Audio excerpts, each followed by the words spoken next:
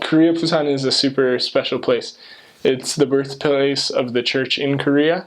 The first meeting place ever built in Korea was built there. The first stake, the first church held there was there. When during the Korean War, when the U.S. servicemen and other nation servicemen were over there, they didn't proselyte, but they held meetings there, and that's where the church started, was in Pusan. So one of my areas was where the Book of Mormon was translated for the first time into Korean by a missionary. We have the first stake, the first ward there. The first stake building is still there. I served there in Sujang. The church history there is just beautiful, just super rich. The headquarters is now in Seoul, but the church was born in Korea, in Pusan. Church-wise, there's 3 stakes there now. I think there's 2 districts. There's some really big cities there, like Busan is obviously in the Pusan Mission, Daejeon is in the Pusan Mission, Changwon is another really big city. We have Jeju-do, which is like the Korean paradise, the Korean Hawaii, I guess you could say, is in that mission. There's missionaries on that island. Yeah, there's just a lot of Korean history there. Some of the biggest Buddhist temples are there. Those are beautiful structures, really rich in history. The Pusan perimeter during the Korean War was established in our mission. So you see a lot of really old buildings, a lot of really old people there as well, because during the Korean War, that was really the only place that wasn't decimated. So there's rich modern history there. Church-wise, the people are so faithful. There's some really, really amazing people. There's been some really hard things in church history in the Pusan area, but the people that have remained active and the people that are leading the church there now are some of the most faithful, some of the most wonderful people that I think you could meet anywhere. The stories of faith that come out of there are just unbelievable, almost. One of the greatest blessings was just talking to the older people that lived there, even the church members, non-church members, and just talking to them about what they've experienced. And it's unbelievable. Some of the stories of faith, the things that they've had to overcome as a nation, the things they've had to overcome as a church there. The missionary work isn't slow in Pusan. It's vibrant. There's lots of different aspects. You get a lot of proselyting work there. You get a lot of teaching and baptizing. You also have a lot of reactivation, which is some of the sweetest work. You have a lot of finding less actives, recent converts, and bringing them back. A lot of them want to be back, and you just have to fish them out of the world, which is what you have to do everywhere. But it's extremely rewarding. They're such a loving people. Pusan is known for its dialect, which is kind of crazy. It's super cool. It's not super difficult to understand once you kind of get the hang of the language in the first place, but it adds a whole nother dimension. There's a lot of different dialects in Daegu, Pusan, kind of out more east, like near the Daejeon-Pusan border. Some crazy dialects down on Jeju-do, almost a completely different language. The older people speak that. It's crazy, but yeah. And then the food there is kind of different. It's a lot more seafood. I guess Korean food in general is a lot of seafood, but Pusan is known for its seafood especially. A lot of raw fish, which is really, really good. A lot of different kind of cooked fish. Squid, octopus, sea squirts, I guess is what they're called in English. Just a lot of different interesting food. Oysters. It's famous down in Dongyang for their oysters. Just super, super diverse. Culturally, I guess. Maybe not diverse isn't the right word, because it's pretty solidly Korean, but I guess you could say rich, culturally rich.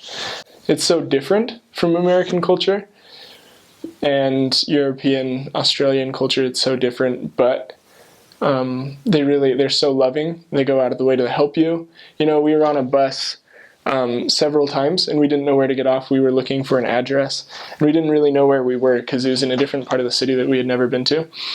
And I just asked the guy next to me, I was like, hey, do you know where this place is? And everybody around you knows that you're a foreigner speaking Korean, and so heads snap around and look at you. And then everybody wants to jump in and help. We had literally the entire bus get out of their seats and try to find this place and where it was on the bus map. We had people get off the bus at the stop and walk us to the place we needed to go. Turned out not to be the place that we needed to go, so they're like, well, I don't know where it is, let's go ask this guy. So these random people that we had no idea who they were. They didn't know who we are, but they got off the bus with us, took us to a place, took us to another place, asked questions for us. And then those people, they were working at, I think it was a fish store or something, but they took us the rest of the way to the place where we needed to go. And that was super common. It's a really Buddhist place. Some of the biggest temples are in Pusan. So from my experience, inside of the people that say they're Buddhist, there's a huge range of what they believe and what they practice. So, if you ask somebody what religion they are and they say Buddhist, that doesn't tell you a whole lot, because they may still believe in Jesus Christ. They may not believe in a God at all, or they may believe in lots of gods. They may believe in one God. So there's lots of different types of Buddhism.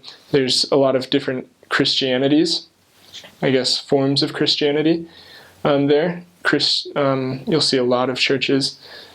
There's a lot of people that say they're Mugyo, which I guess translates to atheist, but more like agnostic, I think would be a more appropriate way to kind of define that. Maybe they don't believe that there is no God, but they just don't believe that there is a God, or they don't know him. I think Doctrine and Covenants explains it really well. It says there's lots of people kept from the truth because they know not where to find it. And that's kind of it. They're looking for it. They look for it in a lot of different ways. Building common ground, like you said, that is so important, because there's so much that we do have in common. People are fundamentally good, especially Koreans are fundamentally nice people. They believe that doing good is the right thing to do, and that you should do good regardless. The Lord's church isn't a church of boundaries necessarily. I think since every one of us is a child of God, we all retain kind of fundamental beliefs. So some of those beliefs were that people are fundamentally good, that we need to look beyond ourselves. Family is really important. So that's a huge point of common ground. Love and faithfulness inside a family. The fact that you should live, kind of in a disciplined way, with respect for other people. That's a huge thing. So what that would look like is you can't just go to somebody and kind of disrespect their beliefs, because, in a general sense, it's hard to talk about common ground, but, any given person that you talk to, there's, acres and acres of common ground between you. And there's so much love that you can share by finding that common ground. People are so interesting. You can just learn so much by figuring out things that are similar. And the nice thing about the gospel of Jesus Christ is that it does apply to every aspect of life. And so as long as you're aware of the gospel of Jesus Christ and it's an integral part of everything you do, you'll be able to find how it relates to anything that somebody says to you. And so, yeah, it's really easy. Just find out about other people. Thinking about what I would do if I could go back, it would be to go back and just talk to people, find out about them, and how the Lord has prepared them to receive the gospel. Because they say the devil's in the details, but I think the Lord is in the details more. And the details of, I know he's in the details of my life, and he's in the details of every single person that I met. He's in the details of their lives. And you just got to find it. And when you do, it's really beautiful. It's like a treasure hunt, basically.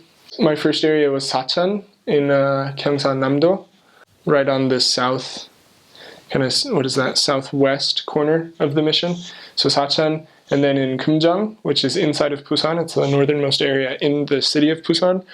Then Sujang, which is the steak center for the Pusan steak. Then I went to Hoge, which is in Ulsan, which is kind of farther north, right on the sea again. And then went to, from Ulsan I went to Chine, which is in Changwon City. I was only there for a transfer. But that's where like it's famous in Korea. I think it's famous worldwide because a lot of foreigners were there. The Cherry Blossom Festival. It's only a week long, but it's like the biggest in Korea. So Chine, and then I went to, my last area was Gumi, which is really kind of far north in the Pusan area, right next to the Daejeon mission.